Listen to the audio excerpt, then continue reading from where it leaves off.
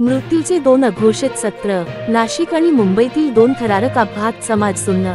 नमस्कार मंडळी, आज आपण 2 अशा बातम्यांकडे पाहणार आहोत ज्या केवळ अपघात नाही तर समाजातल्या बेफिकिरीचं, निष्काळजीपणाचं आणि मोबाईल नशेचं ज्वलंत उदाहरण आहेत. या व्हिडिओत तुम्हाला कळेल, एका 11 वर्षाच्या चिमुरडीचा डंपरखाली येऊन झालेला मृत्यू आणि मुंबईत एका तरुणाचा 22व्या मजल्यावरील स्विमिंग पूलमध्ये बुडून झालेला शेवट. शेवटपर्यंत पहा, कारण आपण फक्त बातमी नाही तर त्यामागचं सत्य आणि धडे घेणार आहोत. घटना नाशिक, महाराष्ट्र. जुने नाशिक परिसरात सकाळी शाळा सुटल्यावर विद्यार्थिनी रस्त्यावरून जात होते. त्याचवेळी एका भरधाव वेगाने येणाऱ्या डंपरने 11 वर्षीय सिद्धी लुंगसे हिला चिरडले. पण विशेष बाब काय होती? त्या डंपरचा चालक मोबाईलवर रील शूट करत होता. होय, त्याने गाडी चालवताना मोबाईलवर व्हिडिओ रेकॉर्ड करताना लक्ष गमावलं आणि छोट्या सिद्धीच्या अंगावरून गाडी घातली. तिला घटनास्थळीच मृत घोषित करण्यात आलं.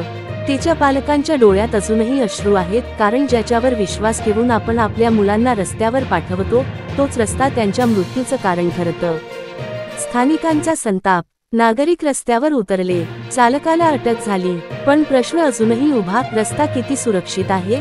मोबाईल वापर आणि वाहन चालक. आपण इतके गुंततो त्या 15 सेकंदांच्या रील मध्ये की आपण कोणाचं तरी आयुष्य संपवतो. मुंबई ग्रँड रोड परिसरातील उंच टॉवर, 22व्या मजल्यावर एक सुंदर स्विमिंग पूल. त्या दिवशी एक डिलिव्हरी बॉय एका सोसायटीमध्ये पार्सल देण्यासाठी गेला होता. तो फोनवर बोलत असताना त्याचा तोल गेला आणि तो थेट स्विमिंग पूलमध्ये कोसळला. तेवढा खोल पूल आणि त्याला पोहता येत नव्हतं. त्या पाण्यात तो बुडत गेला. काही क्षणातच सगळं संपलं.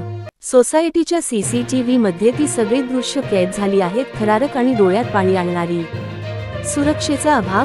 22व्या मजल्यावर असलेल्या पूलजवळ कोणतीही सुरक्षा जाळी नव्हती. पायऱ्या किंवा साइनबोर्ड सुद्धा नव्हते. मोबाईलवर बोलत असतानाही कोणी थांबवलं नाही. सोसायटी प्रशासनाकडून चौकशी चालू आहे, परंतु त्या तरुणाचं आयुष्य परत येणार नाही. हे दोन्ही अपघात एकच सांगतात, मृत्यू हा चूक क्षणांची किंमत असतो. एका बाजूला वाहतूक नियमांचं उल्लंघन, दुसऱ्या बाजूला बांधकाम सुरक्षेचा अभाव आणि सगळ्यात मोठा दुश्मन मोबाईल. आपण इतके मोबाईलमध्ये गुंतलो आहोत की आसपासचं वास्तव विसरून जातो. सरकारने काय करायला हवं? वाहतूक पोलिसांनी मोबाईल वापरावर कडक कारवाई करावी. सोसायट्यांमध्ये उंचीवरील पूल, बाल्कनींसाठी सेफ्टी रूल्स सक्तीने लागू करावेत. डिलिव्हरी बॉय आणि ड्रायव्हर्ससाठी प्रशिक्षण कार्यक्रम सुरू करावेत. मित्रांनो, एक विचार करा, सिद्धीच्या जागी तुमचं मूल असतं किंवा त्या तरुणाच्या जागी तुमचा भाऊ किंवा मित्र, काय वाटलं असतं? आज ही बातमी आहे, उद्या ती तुमचं वास्तव नको होऊ. तुमचं मत कमेंटमध्ये नक्की लिहा. व्हिडिओ आवडला असेल तर लाईक करा आणि अशीच विचार करायला लावणारी बातमी मिळवण्यासाठी सबस्क्राईब करा. धन्यवाद. सुरक्षित रहा, जागरूक रहा.